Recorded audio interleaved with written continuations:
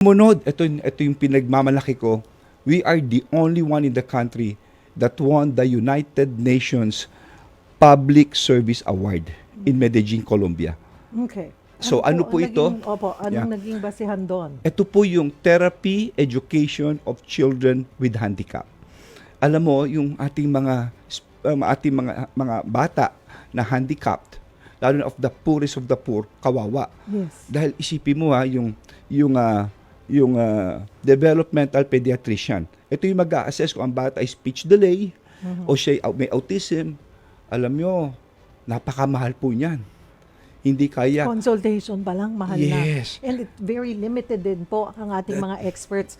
Nakaka-relate po ako dyan because I have a brother na special. He's my only brother, bunso po siya. He's now 42 years old, but since 9 months old, nagkaroon po siya ng permanent brain damage. Nagka-TB meningitis siya.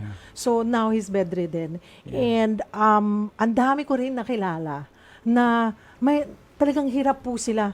And it's good to know that Mandaluyong you give importance dito po sa mga sitwasyon because hindi lamang po ito mahirap mismo doon sa bata, sa pasyente, but doon sa mga magulang.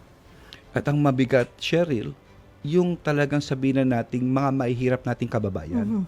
Kasi yung isa nga nakita ko, yung bata nakahubad, may supe. Sa mukha, natutulog siyang gano'n. Sabi ko, bakit po nanay nakaganyan? Sabi niya, hindi ko alam. But after 1 year, o after several months, may graduate na bata.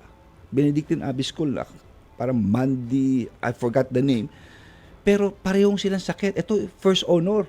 Ang difference ay merong proper intervention. So, ginawa ko itong proyektong ito, kasama ko ang mga doktor, mga NGO, lahat. Binabahay-bahay po namin ito. And we empower the parents, no? And also the children, may mga therapies po kami. Hanggang ngayon, nandito po ito. That's good to know na nagpapatuloy po. Yes, Bilhin yes. bilhin nyo sa tatay nyo.